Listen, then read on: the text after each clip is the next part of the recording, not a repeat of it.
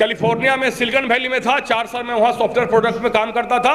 अभी मैं लगभग 20 साल से सॉफ्टवेयर में काम कर रहा हूँ, अभी भी मैं कर रहा हूँ। लेकिन मुझे लगा कि ये लोकतंत्र की लड़ाई है, मेरा आना ज़्यादा जरूरी है। और इसलिए मेरा आना ज़्यादा जरूरी है कि आपने कहा कि ईवीएम खराब है। मैं कहता हूँ कि कैसे खराब है, वो प्रोग्राम बताइए, वो जनता के बीच में प्रोग्राम लाइए।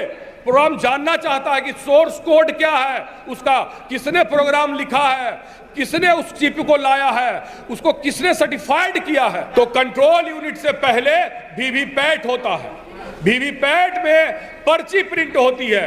तो जब उन्होंने ये बताया हमें भरोसा देने के लिए, भारत की जनता को भरोसा देने के लिए कि पर्ची प्रिंट हो रही है, तो मैं कहता हूं कि पर्ची में गिनूंगा। क्या तकलीफ है आपको पर्ची को गिन लेने में? अगर हम पर्ची को गिनना चाहते हैं तो क्या नुकसान है आपको गिनने में? क्यों आप डरते हैं चुनाव से? जब आपके पास वोट है, जब सब कुछ है, तो आपने 50 चुनाव करवाया ईवीएम से। मैं एक चुनाव की मांग करता हूं कि बैलेट पेपर से करे, और नहीं तो वो पर्ची को गिने। क्योंकि ये आप प्रोग्राम को नहीं जानते हैं। प्रोग्राम डिजिटल काम करता है, उसमें टाइमर लगा होता है, किस टाइम पर वोट को चेंज किया जाएगा। आपने सुबह में मॉकअप टेस्ट किया 9 बजे, लेकिन जब चुनाव शुरू होता है, मान लीजिए कि मैंने टाइमर लगाया कि 12:55 पर उसमें 500 वोट ऐड हो जाओ, तो वो हो जाएगा। आपने इलेक्ट्रॉनिक्स डिवाइस छोटे से मोबाइल में जिसमें इंटरनेट नहीं होता है, आपने सेट किया होगा अलार्म। वो छोटा सा मोबाइल जो होता है नोकिया वाला, कीपैड वाला, उसमें इंटरनेट नहीं होता है, लेकिन आपके ऑर्डर को वो लेता है कि 6 घंटे बाद मुझे अलार्म बजाना है। ये कौन कर रहा है? ये प्रोग्राम करता है। तो प्रोग्राम क्या क्या कर सकता है कि आप मेरी आवाज को भी रिकॉर्ड कर रहे हो जबकि आप हमसे दूर खड़े हैं। तो आप समझिए कि इलेक्ट्रॉनिक चिप जो है वो सैटेलाइट से कम्युनिकेट करता है। तो कितना छोटा सा बात है कि 100 वोट को हम ट्रांसफर कर दे, 500 वोट को ट्रांसफर कर दे। एक जिला में 400 बूथ होता है, अगर 10-10 वोट ट्रांसफर किया तो 4000 वोट ट्रांसफर हो गया, जो कि रिजल्ट बताने के लिए काफी है। तो मुझे चुनाव से दिक्कत नहीं है, मैं चुनाव के पक्ष में खड़ा हूं, भारत की जनता चुनाव के पक्ष में खड़ी है, लेकिन वो चाहती है कि हमारा वोट कहां गया ये मुझे दिखे। ये हम किसी के कहने पर भरोसा नहीं करेंगे। किसी के कहने पर हमने भरोसा नहीं किया कि हमने एक दबाया तो वो चला गया, इसकी क्या गारंटी है? कौन देख रहा है? आप एक बहुत छोटी सी बात समझिए कि आपने एक दबाया और एक वोट कंट्रोल यूनिट में ऐड हो गया। ये किसने किया? ये प्रोग्राम ने किया।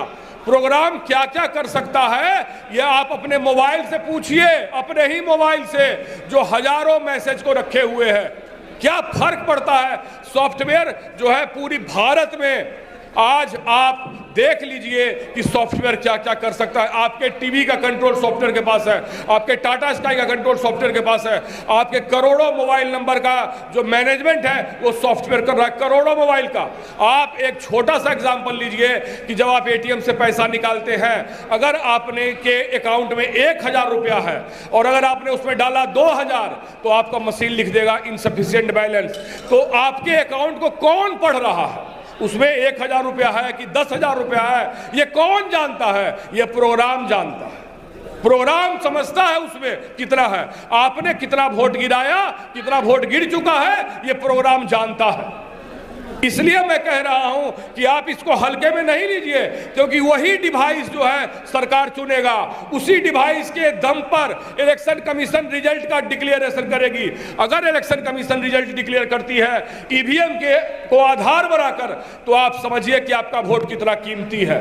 अगर 10 वोट की चोरी की गई एक बूथ पर, तो एक जिला में 300-350 बूथ होते हैं और 3500 वोट चोरी कर लिया गया, और वो एक विधानसभा को जिताने और हराने के लिए काफी होगा। आपको यह समझना होगा कि सॉफ्टवेयर क्या क्या कर सकता है। आपने एक दबाया, वो इलेक्शन कमीशन में गया, वो कंट्रोल यूनिट में गया। आपने 2 दबाया, वो कंट्रोल यूनिट में गया। मुझे आप बताइए कि 1 और 2 में फर्क वो कैसे करता है? ए दबाया मैंने एप्पल को गया, 2 दबाया वो बनाना को गया, तो फर्क कैसे करता है कि 1 आया है तो एप्पल में बढ़ाना है और 2 आया है तो बनाना में बढ़ाना है, ये काम भी प्रोग्राम करता है। इसलिए मैं कहता हूं कि पर्ची गिना जाना ही एक आखिरी उपाय है, नहीं तो चुनाव का कोई मतलब नहीं रह जाएगा। आप सब एक मानसिक गुलाम हो। गुलाम क्या होता है? गुलाम, अगर भारत की जनता आजाद है तो वो भारत की जनता का मांग है कि चुनाव होना चाहिए बैलेट से।